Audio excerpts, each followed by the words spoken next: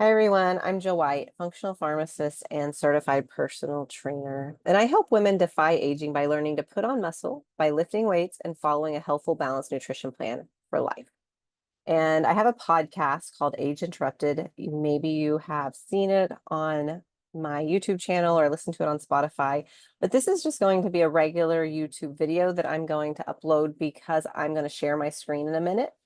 And today, we are going to talk about macros. I know, I've already done a video on macros and I'll probably do more videos on macros, but I'm going to make this macros for beginners. I was trying to think of what to call it. And you know how they have those yellow books called like gardening for dummies or crypto for dummies or whatever. I thought about that, but I was like, no, we're beginners. We're not dummies. We just don't know yet because it's new to us. So this is going to be macro for beginners. If you aren't a beginner, you still may learn a little bit. So go ahead and listen in, maybe multitask a little. But if you want to learn macros and understand it, maybe you don't even know what macros means yet, stay here. Like I said, I'm going to share my screen in a minute. We're going to walk through a case example. So as I mentioned, I'm a pharmacist, so I like to use case examples to explain things. We're going to walk through step by step on paper how to figure out macros for somebody. But first, I want to talk a little bit more about what it is we'll be doing. So macros, macronutrients. Our body needs macronutrients and micronutrients. Micronutrients would be from plants and even animals, right? Iron, magnesium, vitamin A, vitamin C, like all of those things. Those are all micronutrients. We need those in micro amounts, small amounts. Macronutrients, there's three: protein, fat, and carbs. We need all three in a large amount, macro. So also, I don't have any notes today, so if I forget something, I want to go back, I might just rewind myself here. But so the three macronutrients. Macronutrients make up all of the calories that we eat. Calories, we're not afraid of calories. We have to eat calories. Calories is what gives us energy to do all of our things, to let our heart beat, to let our muscles pump, or let our heart pump and our muscles move. We need calories. It's energy. But macronutrients each have a set amount of calories. Of the three macronutrients, two of them have the same: protein and carbohydrate. Proteins, I'm going to break it down. I meant it when I said it. Proteins are most easily found in animal products, meats, eggs. Those are all basically straight protein, pure protein. And for the purpose of tracking your macros, those are your big sources of protein. And as far as vegetarians and vegans, I don't practice that. It's not my specialty. I'm sure there are people out there that can help you specifically. And you can figure out what your macros are and calculate using beans and rice and legumes and nuts and seeds, but that's not my specialty. So when I'm speaking as someone an omnivore. And so we're getting our protein from meats, fish, chicken, beef, turkey. So that's protein. And also eggs. Milk is a mix of carbs and protein, so I don't count it as a straight protein source. Greek yogurt, not regular yogurt. Regular yogurt is mostly carbohydrate, but Greek yogurt is high in protein. You can actually find some Greek yogurt with like 15 grams of protein per half a cup. So Greek yogurt, even cottage cheese, is a good source of protein. So you can hear all of these are from animals. Eggs, egg whites, dairy twist, not butter. So I guess I should be more specific: cottage cheese and Greek yogurt. And then your meats, cuts of meat and fish. So that's protein. Carbohydrates are things you grow or processed foods that we find in a box for the most part, which that's what we're not eating those, but in moderation because they're not conducive of building healthy cells and getting the look that we want from our weight training. Yes, you can work them in, and they're even in your plan in some places if you work with me, but carbohydrates are starting with the more complex carbohydrate. So this is what maybe your meals will be built around with your protein and your carbohydrate. You might have quinoa or rice, brown rice. Root vegetables such as sweet potatoes or white potatoes. Those are your complex carbohydrate. And so that's going to make up your biggest bulk of carbs. Carbs short for carbohydrate. So you'll build a meal around your protein, which is your meats / eggs / Greek yogurt for a snack. You don't want to have a whole meal centered around Greek yogurt, but for a snack, centered around that, adding in your quinoa, your brown rice, breakfast, sometimes oatmeal. Even we can get away with bread, particularly whole grain breads would be good. I have not the best whole grain bread for breakfast every day, but it helps me live this life in moderation. What else? Those are your best sources of carbohydrate. And then other carbohydrates would be your vegetables. Your root vegetables are a big carbohydrate. Like they are a stout, hefty carbohydrate. So they count as a rice, as a quinoa, even as a bean. Like they're not the same thing, but they count as a big, bulky, complex carbohydrate. Other carbohydrates that we don't really count in my program, at least, are your vegetables, your green vegetables in particular, your lettuces, your cucumber, even your onion, different things like that. I don't count those in carbohydrate macros and in the counts that we're going to walk through, but they are technically a carbohydrate. They are carbs, they are a carbohydrate. And then another class of carbohydrates which you have that if you are to eat them, they would count as a carb, are your simple carbohydrates. And your simple carbohydrates are going to be the fast-acting breads, actually, are here because they're more processed. Any cakes, candies, muffins, anything that's, based in white flour, has white sugar, those are going to be your simple carbohydrates.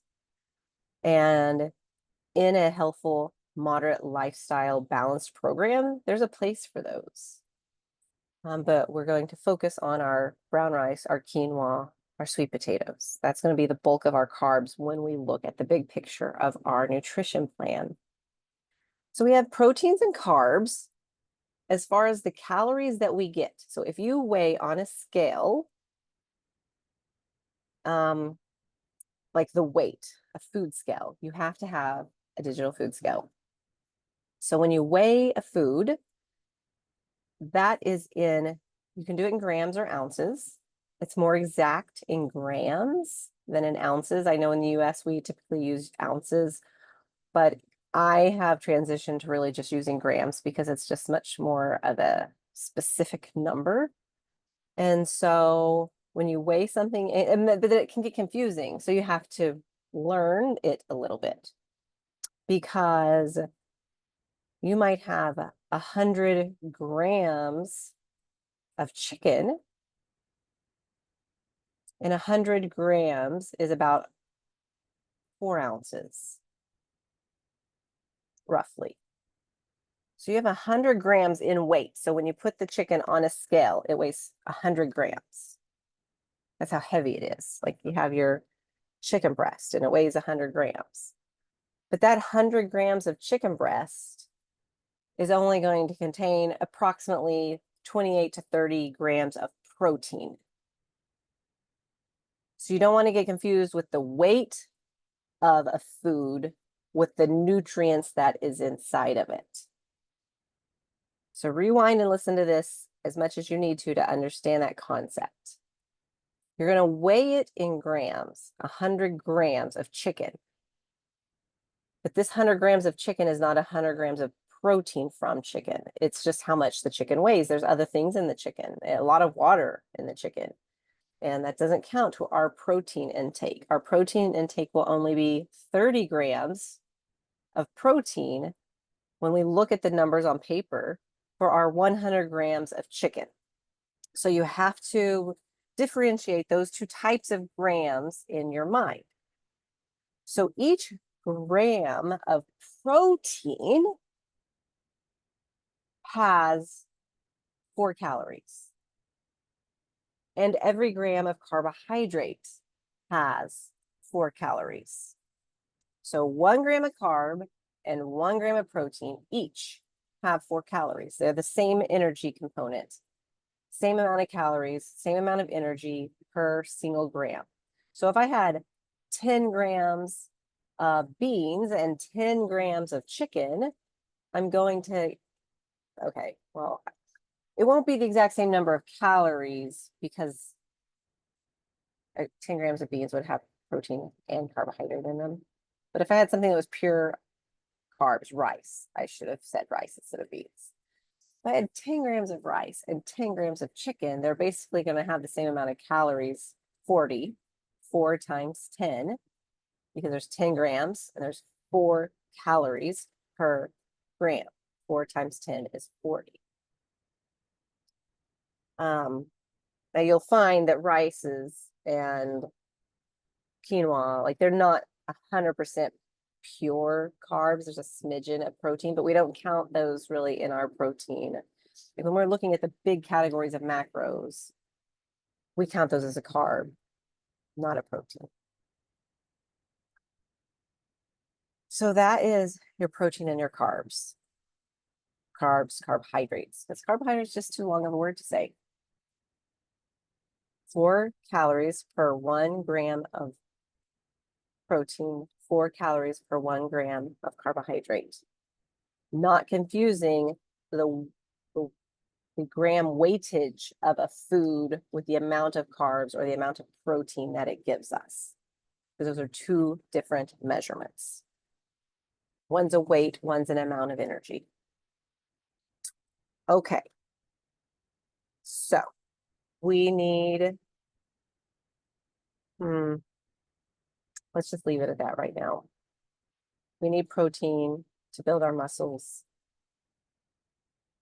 We need carbs when we lift weights to fill our muscles back with the energy store that they hold. So that way we can continue training.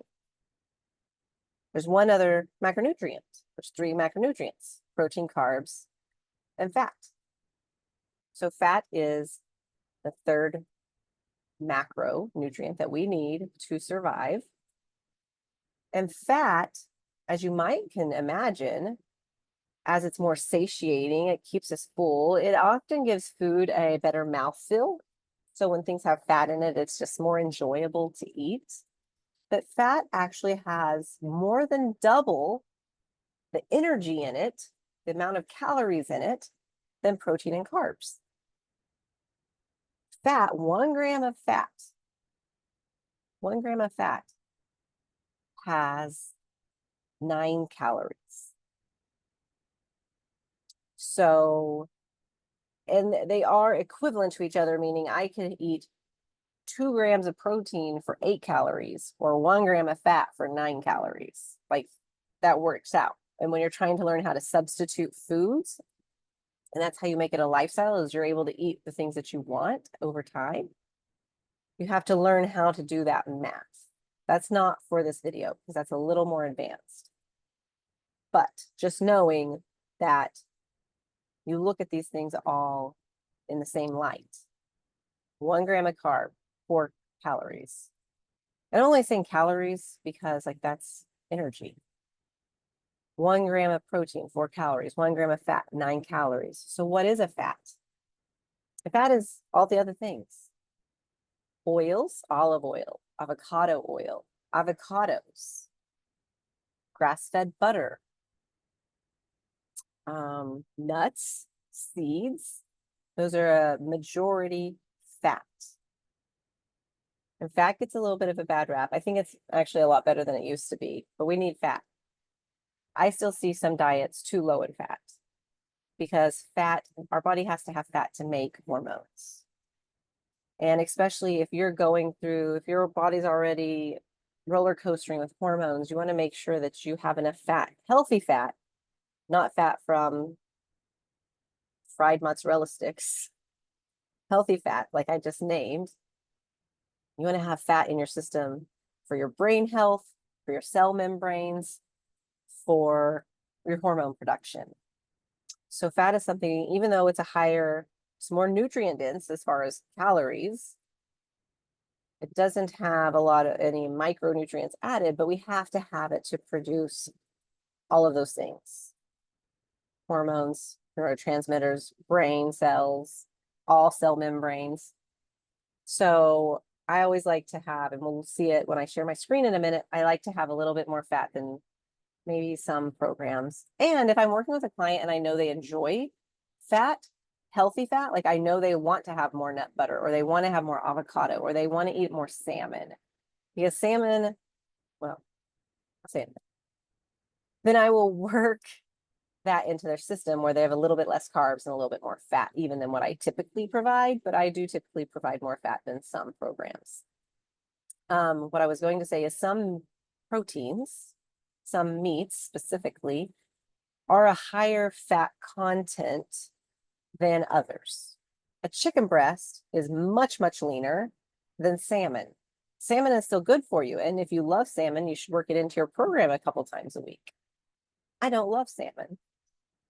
But when you have salmon for a meal, as you'd see in a meal plan, you would take your extra fat out for that meal because you needed fat when you were only eating chicken breast. But when you're eating salmon, it's built in protein and fat. So you don't need to add extra fat to that meal. And if you're doing a beef, unless it's a extra lean ground beef, say, then you might not need much extra fat in that meal. Or even turkey. Sometimes turkey actually has more fat in it than beef. So you have to watch that. Don't just assume ground turkey means it's like ground chicken or chicken. It's not. You'll have to look at the 93% fat, the 95% fat, and the 97% lean, they say. I'm sorry, lean. Never get a meat that's 95% fat. I don't think they even sell it. It's not even a good ribeye. So you're looking for 93% lean, 95% lean, 97% lean. And then you can find 99% lean chicken breast, but I don't know. That one doesn't have much flavor. If I buy that, then I have to like mix it with something else. But I digress.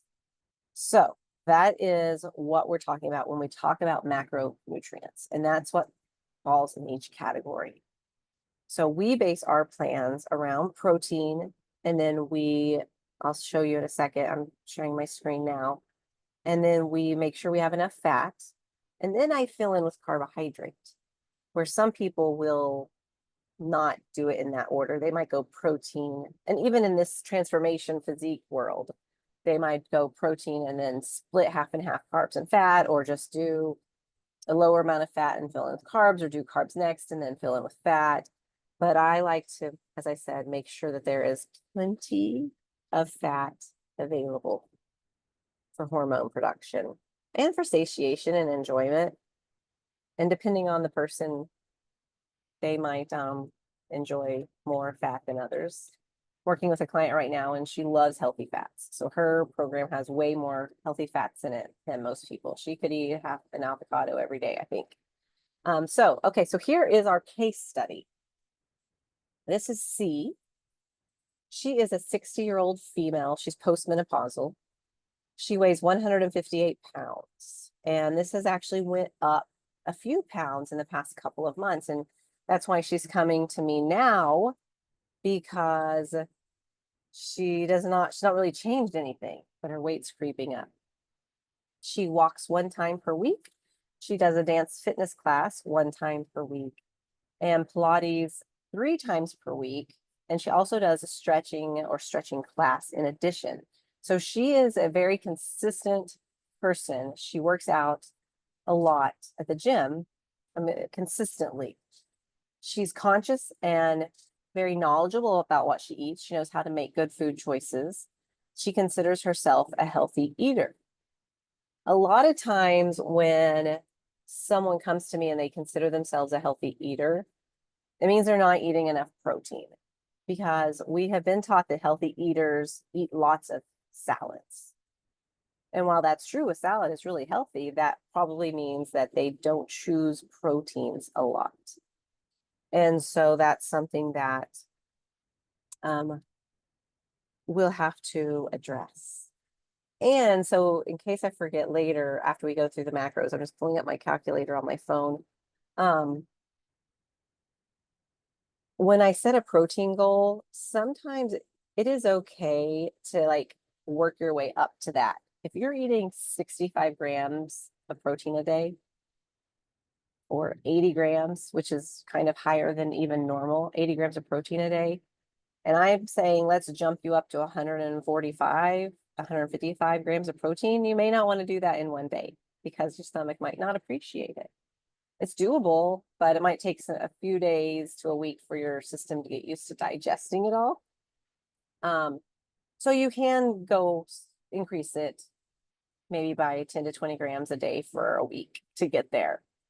And there's also things you can do with lemon waters and different things to improve your digestion. So, okay, so we're going to do this together. I don't have anything else pre-calculated or worked out. So we're just going to walk through it. Have my calculator on my phone ready to go. So we have 158 pounds and she's active. Other than this, she's sedentary. So in her day-to-day life, she doesn't have a physical job. She doesn't run around at a daycare after children all day. She is just mostly at home in front of her computer or helping out at her church some. But she is consistent with this working out. So as far as calories, and women who watch what they eat typically undereat in general. So my goal is to find the most calories that you can eat and still lose 1 to 2 pounds a week over time. Now, someone that's just starting to lift weights as a beginner will actually put on muscle much faster than someone who's been lifting for a while. So it can actually take a month before the scale starts to do what you want to do, even though you feel like, oh, I'm working out and I'm eating so well. But it's because your body's actually going to like throw muscle on you a couple of pounds quickly. So we don't go by the scale alone at all. It's just a tool. We look at so many non-scale victories, like how are you feeling? How are you sleeping? Is there a pep in your step? How are your clothes fitting? All of those pictures. Pictures are like the best way to monitor your progress because you cannot see yourself the same way as when you compare two pictures side by side. So that being said, I want to give her a full amount of calories and see how it goes. And then after 2 weeks, if her weight is really being stubborn and staying right where it is, then we might lower it a little bit. But I don't want to start people low because our metabolism will follow what we give it. If we give it less, our metabolism will be like, all right, great. We can work on 1,400 calories a day. But if we give it more and we give it time, it will actually speed up to a certain point, right? We have to still be in a calorie deficit. We have to make sure we're eating less than what our body takes to run itself and for the activity that we give it. But in general, women undereat. So let me think about this for a minute. Because like I said, I'm literally doing this in real time. I could go between 1,500 and 1,600 calories here. I really want to say 1,600.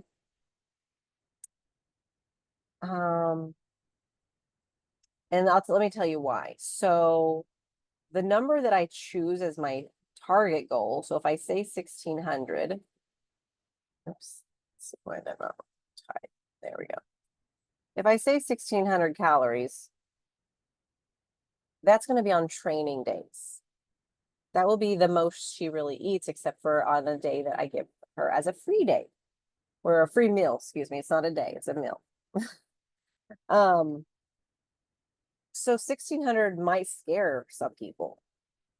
Like for some women, that's a big number. And I don't want you to be scared of it. Don't be scared of 1600 calories. But my point is that's on a training day. That's on a day that you've lifted weights because you've had your post-workout meal included in that 1600 calories. So that means on non-workout days, you will be 200 to 250 calories less than that, which is like 1400 calories or less. So yes, you know what? I'm gonna stick with the 1600 calories and see how that goes for her, because we can always take it down if we need to. And I know she is committed to this lifelong. She is very, very consistent. And so it's a little bit, I don't have to worry about her getting frustrated and being like throwing in the towel and just quitting or whatever. So we're going to start with 1600 calories total. And like I said, that'll be on a training day. You'll see how that comes in a second. And for that, I think we'll do, I'm just debating if I want to do, because one way to look at it and what I've talked about on my podcast before is 1 gram of protein per pound of body weight. So she would basically be at 158 grams of protein. And I think it's probably good for her and fine, but it's a lot more protein than she's used to eating. And so I think I'm just going to start her at 145 grams of protein, which is still a lot, but she will not be lifting. I won't be starting her out lifting hard. Like if she was already training with weights and we were going to do a 4-day-a-week program or 5-day-a-week program, which typically 4 days is plenty, especially at our age, 4 days is plenty. We need to recover. But if she was doing more, I would probably increase it to 155 grams. But being that I'm only going to do her a 3-day-a-week program and we're going to start out as a beginner, and I'm going to do 145 grams of protein. And that would be, I'm just going to multiply 145 times 4. That means that is 580 calories of protein. So now I'm going to figure out fat. She is postmenopausal, and we want to support all of the things I talked about with fat. So I never bring a woman under 60 grams of fat. I know some people will say 50 to 55 is fine and plenty, but I typically go around 60 grams of fat. And if someone really enjoys eating fat, like I said, the people that love their avocados or their salmon, then I will do 70, 75 grams of fat, even just depending on the total calories and everything. I don't go under 100 grams of carbohydrate in a day. So I would do the math and see how it goes, because it's a little bit of trial and error. Even as I type this in, like sometimes I go back and edit it. So I may say something and then 5 seconds later realize I don't like the way that sounds in my brain. Is a little bit of an art to it. So we'll just start with 60 grams of fat and see how this works out. So 540, I actually don't need my calculator for that. But sometimes when you're on the spot and you're trying to type and talk at the same time, and then you have to do things up. So we're going to add those together. When I add 580 and 540, I have 1120 calories out of my protein and my fat. And I know I'm eating 1600 a day. And yes, this is going to give me a negative number, but that's okay, because we know just to ignore it. So that leaves me 480 calories left of my 1600 target. Okay, did you follow that? All I did was add I wonder if you can see my point here. I don't even know. I think you can. But I added the 580, which is how many calories I have in fat. Or I'm sorry, 580, which is how many calories I have in protein. And I added that to my 540 calories of fat because I said 145 times 4. And then I said 100 and I'm sorry, I said 60 times 9 because there's 9 calories per each of those grams of fat. So that's how I got my 580 and my 540. I added those up and I got 1120. So far I've accounted for 1,120 calories. Sometimes your brain tries to move faster than your mouth of these 1,600 total that I'm looking for. And so that's why I just subtracted that here. And when I do that, I see that I have 480 calories left. So what does that mean? That is how many calories I will have in carbs. There's 480 left, and I know each gram of carb is 4 calories. So I'm going to divide my 480, which is how many calories I have left, by 4. And that will give me the number of grams of carbs that I'm going to have throughout my day. So I hope that this part of the math makes sense. I tried to go slowly with it. Feel free to rewind it and listen to it again. But I will just write it all out here. Total will be 1,600 calories. Protein will be 145. Carbs will be 120 and fat will be 60. And that's just how I like to write mine out in that order, even though it's not how I typically just like figure it out. So in my day, that will be her goal on a training day. This is like the most she'll consume on training days. On non-training days, we will take out some of the macros. So that's how I'm going to show you how to do that also. So typically we are going to have, for a post-workout, that's what that stands for. I'll say on training days, weightlifting days, a post-workout. We want 20 grams of protein in our post-workout meal. And we want 25 grams of carbohydrates. And we'll say 3 grams of fat. We don't have to have any fat. We can have 0 fat. Depending on what carbohydrate source, you may have 0 grams of fat and you may have up to 5 grams of fat. So it will vary a little bit depending on what you have on your carb. Your protein, typically, I just suggest a protein shake. Have a scoop, find a good protein shake that you like that has 20 grams of protein, basically 19, 21, whatever. And you'll have a scoop of that in water. And that's your protein post-workout. Have your post-workout within an hour. And so then that gives you some carbs and fat to play with. And this is when you can have your fun carbs. Right after a workout, within an hour window, your body wants to replenish all of the glycogen, all of the stored sugars that it just pumped through for you to lift all of those heavy weights that you're just throwing around like a beast. And so that was so cringe, I'm sorry. And so 25 grams of carbs can be fun. It can be, you count them out, but say a handful of gummy bears. It can be a small cone of low-fat frozen yogurt. It can be so many things. And this is the time to have that fast-acting carbohydrate that we talked about, the simple carbohydrate, because your body wants to just suck it right up into the muscles anyways. So this is when we build this in on training days where you can just have a more relaxed, fun time with what you're eating. My point of all that being, okay, so we're going to take that out of our macros. We're going to take that out of these numbers right here that I'm highlighting.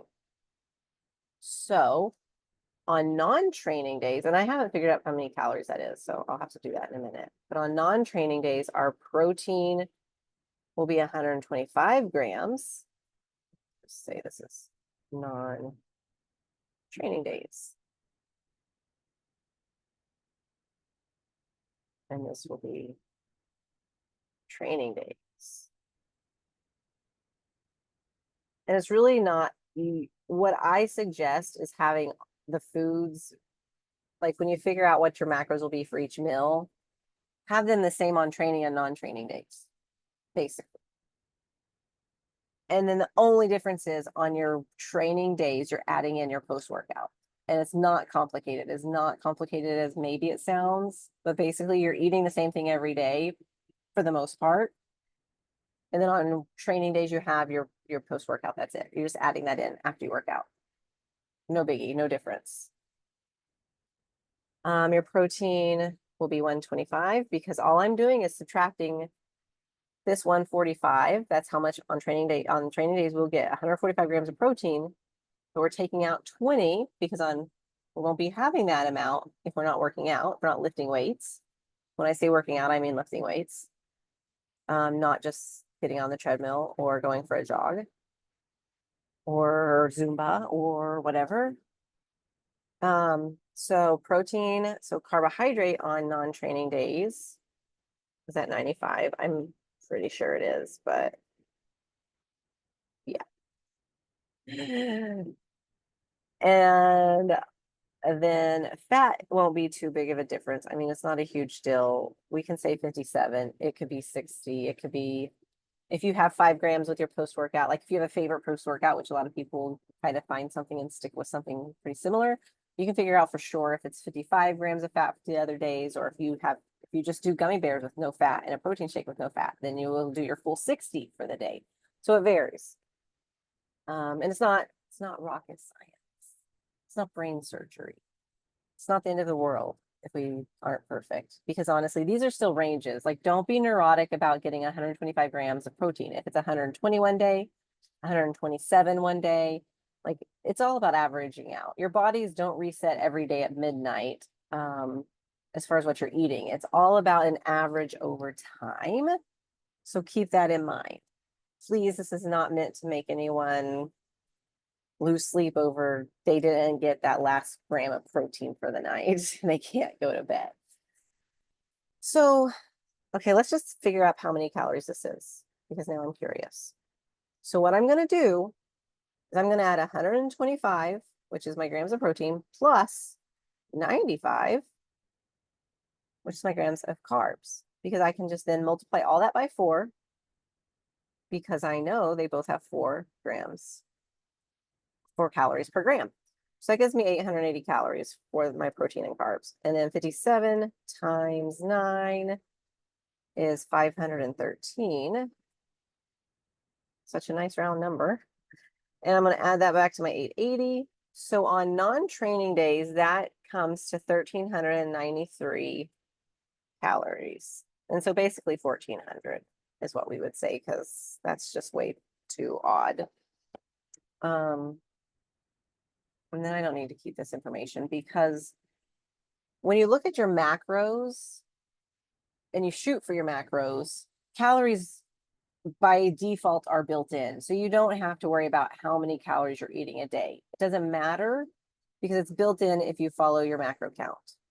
If you get in your 125 grams of protein, your 95 grams of carbs, your 57 grams of fat, you're going to hit your calories. Like, that's just how it's just how it works. So this is how you find your macros. Like, that's literally what you do. I guess I could have zoomed that in earlier. We started with how many calories we wanted and how much protein we wanted times how many calories per gram gave us how many calories of protein. Figured out how many grams of fat we wanted times 9, the number of calories per gram, gave us how many calories in fat we wanted. We added those numbers up. 580 plus 540 gave us our 1120. That's how many calories of those 2 nutrients we will be eating out of our 1,600 total that we had decided. So we figured out we'll have 480 left over to turn into carbs by dividing 4 by 4, the number of calories per gram of carbs. Found out we have 120 grams of carbs in our training days. And so that's how we found our training day macro count. So I just wrote all of that out here. And then we talked about, okay, on days we train with weights, we'll have a post-workout. We won't have that on any other day except for when we train with weights. This is your template for a nice weight training snack, meal, post-workout. And so I just subtracted each of these quantities from our training day quantity, and that gave us our non-training day quantities. And so most days you'll live right here in your non-training day. Well, not most days. It depends on if you work out 3 or 4 days a week, I guess, or whatever you lift weights. Non-training days is here, training days is here. All the differences is adding in this post-workout. That's it. That's it. That's it. Now, I'll tell you what I do for my clients, and you're welcome to just enjoy doing it this way. I will typically come up with a snack.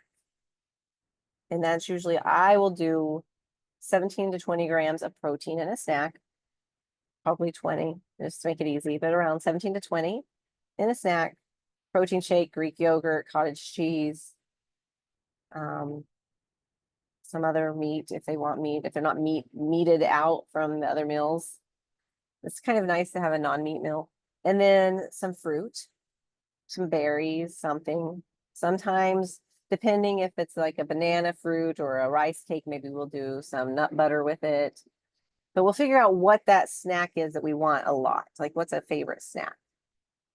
Then you're going to take those macros that make up that snack, that meal, that snack, and you'll subtract those, however many grams of protein, however many grams of carbs, however many grams of fat. You'll subtract those from your total of here. Just subtract that. So if you took 20 grams of protein in your snack, then you'll have 105 grams of protein left for the day. And so then I would take that 105 and divide that by 3. And I would get an approximate number of protein that I want for my 3 meals. My meal 1, breakfast, depending on what you want to call it. Some people don't call it breakfast, call it meal 1. Meal 1, meal 2, meal 3, and your snack. And your snack, all of those things can be eaten any time of day, except for your post-workout, has to be within an hour from your post-workout, after your workout. Everything else you can move around. So it doesn't have to be exact. That's just how I kind of get a template for a meal plan. Figure out the snack and then subtract it from your totals, divide that over the 3 meals, and you have figured out your macros. I hope this was helpful as a beginner, learning how to do your macros. Of course, I actually do macro and meal consults too. So if you're not ready for a full coaching program, but why would you not be? But if you're not ready for one and you're just looking for help for me to do this for you with or without a meal plan, send me an email at jillwhitecoaching@gmail.com and I can help you with your macros as well. That is one of the services that I offer in addition to the full hands-on coaching. I can also, if you are comfortable doing your macros, but you want help with your training program to put on muscle, send me an email too. Remember to like this video, comment, please comment, say hi. It really helps my algorithms and reaching other women and people that need this information. Leave me a comment. Be sure and subscribe. I would love to have you subscribe to my channel. It also helps when YouTube's sending things out to people. Find me on Facebook at Age Interrupted. Find me on Instagram at age_interrupted. And if you, like I said, send me an email, jillwhitecoaching@gmail.com. I read them all myself. I will get right back to you within a couple of business days. I promise. If this was helpful for real, I would love if you would leave a comment and let me know that you enjoyed it. But until next time, to remember the process because it's a lifelong journey. Bye-bye.